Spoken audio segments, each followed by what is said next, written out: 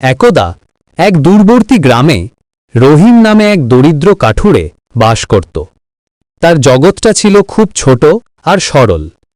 গ্রামের শেষ প্রান্তে একটা ছোট্ট মাটির কুঁড়েঘর, একজন বিশ্বাসী স্ত্রী ফাতেমা আর আল্লাহর ওপর অটল বিশ্বাস, এই ছিল তার সমস্ত সম্পদ। প্রতিদিন খুব ভোরে, যখন ভোরের আলো গাছের পাতা ছুঁয়ে যেত এবং পাখিদের কিচিরমিচির শব্দে চারপাশ মুখরিত হয়ে উঠত, রহিম তার ধারালো কুড়াল কাঁধে নিয়ে গভীর জঙ্গলের দিকে রওনা দিত। তার প্রতিটি পদক্ষেপ ছিল আল্লাহর ওপর ভরসার এক একটি নিদর্শন। সারাদিন ধরে সে কঠোর পরিশ্রম করে কাঠ কাটত, তারপর সেই কাঠের বোঝা মাথায় করে গ্রামের বাজারে নিয়ে যেত বিক্রি করার জন্য। যা কিছু আয় হতো তা দিয়েই তাদের দুজনের সংসার চলত। কোনোদিন হয়তো ভালো আয় হতো, তাদের মুখে চওড়া হাসি ফুটত, আবার কোনোদিন হয়তো সামান্য কিছু জুটত, যা দিয়ে কেবল একবেলার খাবার হতো। কিন্তু রহিম বা ফাতেমার মনে কোনো অভিযোগ ছিল না। তারা যা পেত তার জন্যই আল্লাহর কাছে সিজদায় মাথা নত করে শুকরিয়া আদায় করত। তাদের জীবন ছিল কঠিন কিন্তু শান্তিতে ভরা। তাদের চাহিদা ছিল কম, তাই তাদের মনে লোভ বা হিংসার কোনো স্থান ছিল না। তারা মনে প্রাণে বিশ্বাস করত যে আল্লাহ তাদের জন্য যা নির্ধারণ করেছেন সেটাই তাদের জন্য সর্বোত্তম এবং মঙ্গলজনক। একদিন রহিম জঙ্গলের অনেক গভীরে চলে গিয়েছিল, যেখানে সচরাচর অন্য কাঠুরেরা যেত না।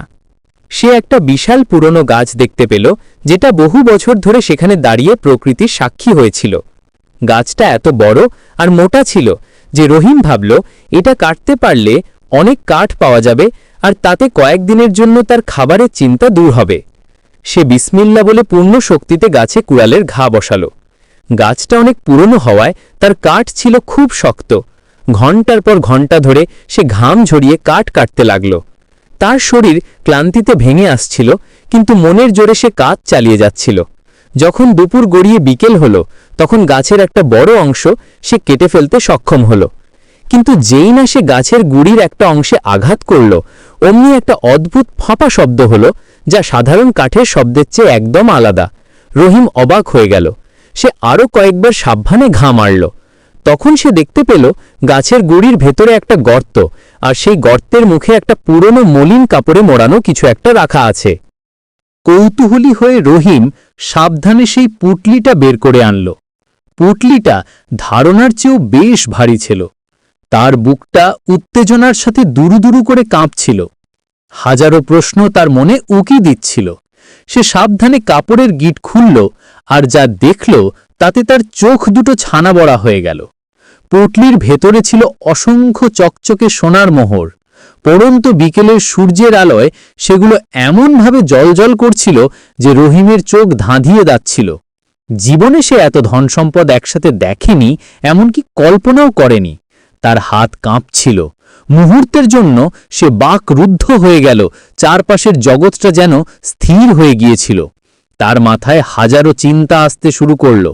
এই মোহরগুলো দিয়ে সে কি না করতে পারে। একটা বড় পাকা বাড়ি, প্রতিদিন ভালো খাবার, ফাতেমার জন্য দামি পোশাক, আর কোনোদিন এই কষ্টকর জঙ্গলে এসে কাঠ কাটার প্রয়োজন হবে না। তার আর ফাতেমার বাকি জীবনটা রাজার মতো আরামে কেটে যাবে। কিন্তু পরক্ষণেই তার মনে অন্য একটা চিন্তা এলো, যা তার সমস্ত উত্তেজনাকে শীতল করে দিল। এই মোহরগুলো কার? কে বা কারা এগুলো এখানে এভাবে লুকিয়ে রেখে গেছে? এটা তো তার নিজের পরিশ্রমের উপার্জন নয়, এটা তো তার প্রাপ্য নয়। তার মনটা দুটো ভাগে ভাগ হয়ে গেল। এক ভাগ, যা নফসের তাড়নায় প্ররোচিত, তাকে লোভ দেখাচ্ছিল, বলছিল এটা আল্লাহরই দান, তুমি এটা পেয়েছ তাই এটা তোমার, আল্লাহই তোমাকে এই দারিদ্র থেকে মুক্তি দিতে চেয়েছেন। আর অন্য ভাগ, তার ঈমান, তাকে কঠোরভাবে সতর্ক করছিল, রহিম, এটা একটা পরীক্ষা, অন্যের সম্পদে তোমার কোনো অধিকার নেই, এটা হারাম, শয়তানের প্ররোচনায় নিজের ঈমানকে বিক্রি করে দিও না। সে কিছুক্ষণ সেই মোহরগুলোর দিকে তাকিয়ে রইল। তার মনের মধ্যে এক তুমুল ঝড় চলছিল। লোভ আর ঈমানের মধ্যে এক নীরব যুদ্ধ শুরু হয়েছিল। সে জানে যদি সে এই মোহরগুলো নিয়ে নেয় তাহলে গ্রামের কেউ কোনোদিন জানতেও পারবে না। কিন্তু সে এও জানে যে আল্লাহ যিনি সবকিছু দেখছেন এবং শুনছেন, তার থেকে কিছুই গোপন থাকবে না। অবশেষে সে একটা দীর্ঘশ্বাস ফেলে পুটলিটা আবার আগের মতো করে বেঁধে নিল। সে সিদ্ধান্ত নিল এটা সে বাড়ি নিয়ে যাবে এবং ফাতেমার সাথে পরামর্শ করবে। সে জানে ফাতেমা একজন জ্ঞানী এবং ধার্মিক নারী। সে নিশ্চয়ই তাকে সঠিক পথ দেখাতে পারবে, কারণ আল্লাহ তাকে একজন নেককার স্ত্রী দান করেছেন। রহিম বাকি কাটকাটা ফেলে রেখে সেই মোহরের পটলিটা নিয়ে বাড়ির দিকে রওনা দিল। তার চলার গতি ছিল ধীর, আর মন ছিল চিন্তায় ভারাক্রান্ত। এই অপ্রত্যাশিত সম্পদ তাকে শান্তি দেওয়ার বদলে তার মনের শান্তি কেড়ে নিয়েছিল। তার মনে হচ্ছিল এই সোনার মোহরের বোঝা তার কাঠের বোঝার চেয়েও অনেক বেশি ভারী। বাড়ি ফিরে রহিম ফাতেমাকে সব ঘটনা খুলে বলল।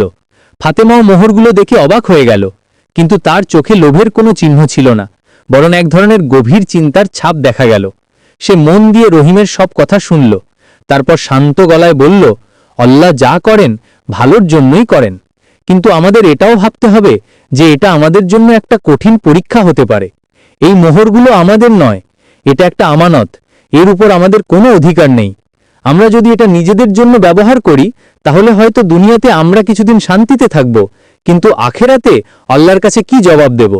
আমরা কি সামান্য পার্থিব সুখের জন্য অনন্তকালের জীবনকে নষ্ট করে দেব?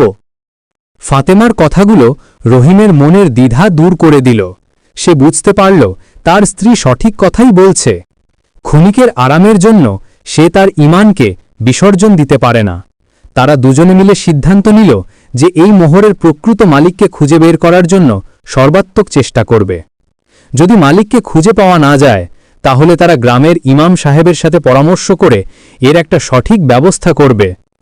পরের কয়েকদিন রহিম গ্রামের বাজারে এবং আশেপাশে খোঁজ খবর নিতে লাগল।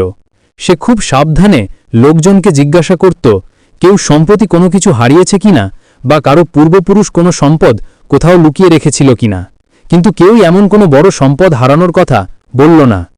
দিন যেতে লাগল, কিন্তু মোহরের কোনো দাবিদার পাওয়া গেল না।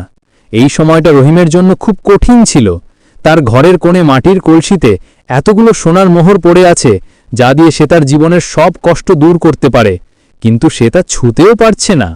মাঝে মাঝে শয়তান তার মনে বাসবাস আকার দিত, তাকে লোভ দেখাত, কিন্তু সে প্রতিবারই আল্লাহর নাম স্মরণ করে এবং ফাতেমার মুখের দিকে তাকিয়ে নিজেকে সামলে নিত।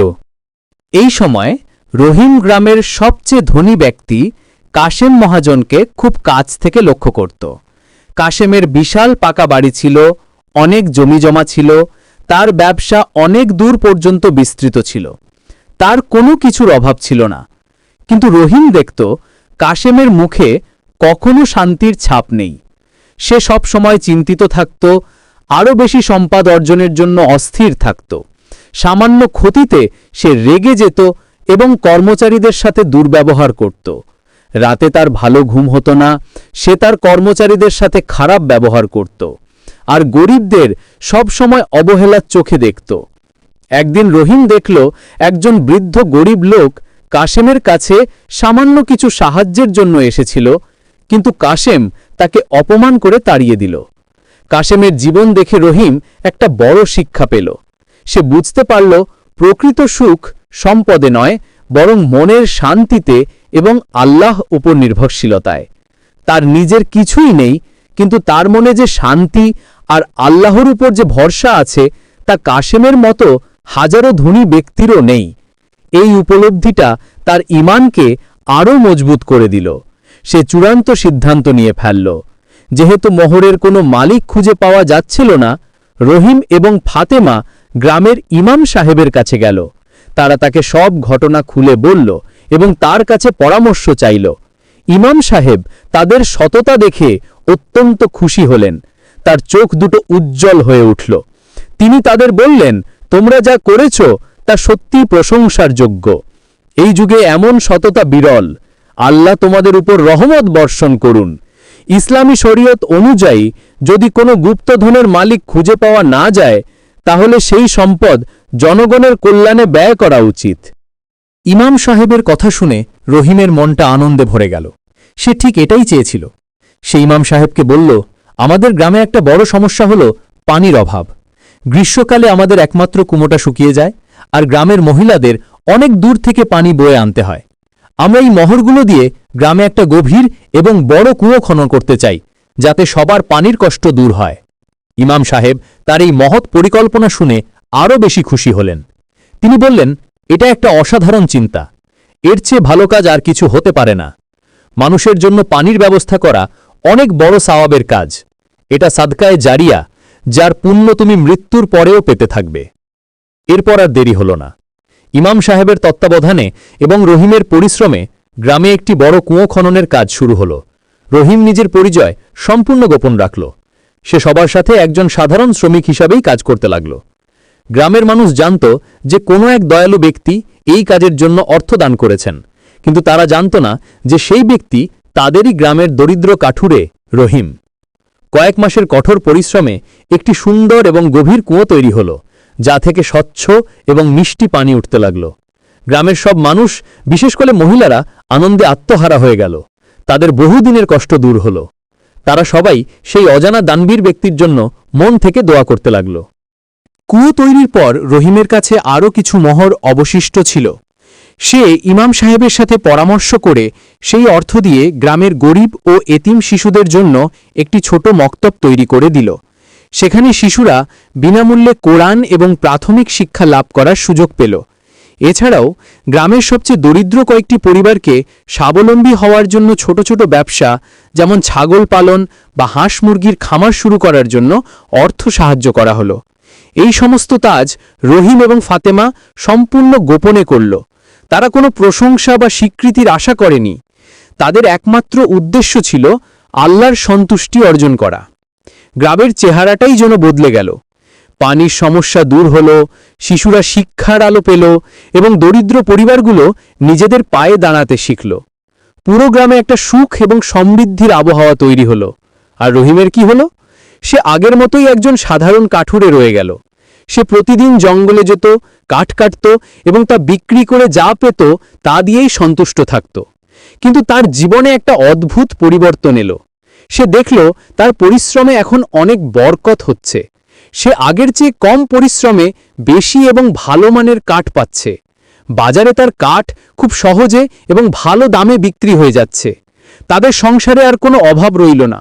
অল্প আয়েই তাদের সব কিছু সুন্দরভাবে এবং সম্মানের সাথে চলে যেতে লাগল।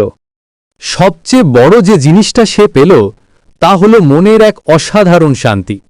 যখন সে গ্রামের মানুষদের হাসি মুখে কুয়ো থেকে পানি নিতে দেখত, যখন সে মক্তব থেকে শিশুদের কোরআন পড়ার সমবেত সুর শুনত, তখন তার হৃদয় এক অনাবিল আনন্দে ভরে যেত। সে বুঝতে পারল সোনার মোহরগুলো তাকে যে ক্ষণস্থায়ী সুখ দিতে পারত, তার চেয়ে হাজার গুণ বেশি সুখ এবং স্থায়ী শান্তি সে পেয়েছে এই কাজগুলো করে। সে তার স্ত্রীকে বলত, ফাতেমা, আমরা হয়তো দুনিয়ার হিসেবে ধনী নই, কিন্তু আল্লাহর রহমতে আমরাই এই গ্রামের সবচেয়ে সুখী এবং ধনী মানুষ। এই গল্পটি আমাদের একটি গুরুত্বপূর্ণ শিক্ষা দেয়।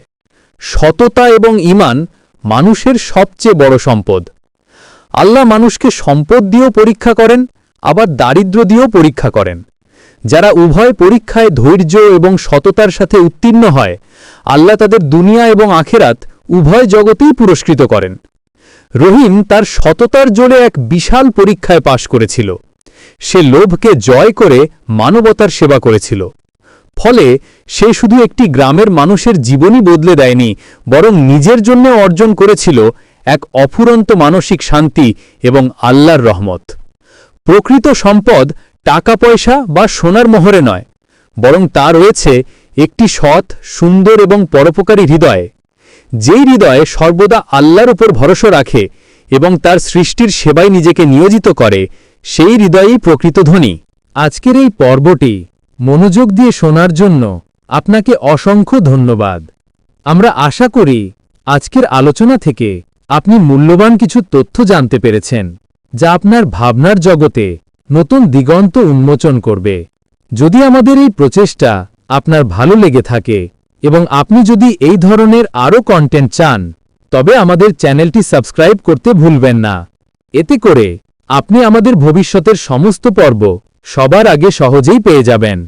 এই অডিওটি ভালো লাগলে একটি লাইক দিয়ে আমাদের উৎসাহিত করুন। আপনার মতামত আমাদের কাছে অত্যন্ত মূল্যবান, তাই কমেন্ট সেকশনে আপনার সুচিন্তিত মতামত ও ভাবনাগুলো জানাতে দ্বিধা করবেন না। আমরা আপনাদের প্রতিটি কমেন্ট খুব মনোযোগ দিয়ে পড়ি। আর যদি মনে করেন এই আলোচনাটি আপনার বন্ধু বা পরিবারের অন্য কারো উপকারে আসতে পারে, তবে তাদের সাথে অবশ্যই শেয়ার করুন। জ্ঞান ভাগ করে নিলে তা বৃদ্ধি পায়। আল্লাহ আপনাকে এর উত্তম প্রতিদান দিন।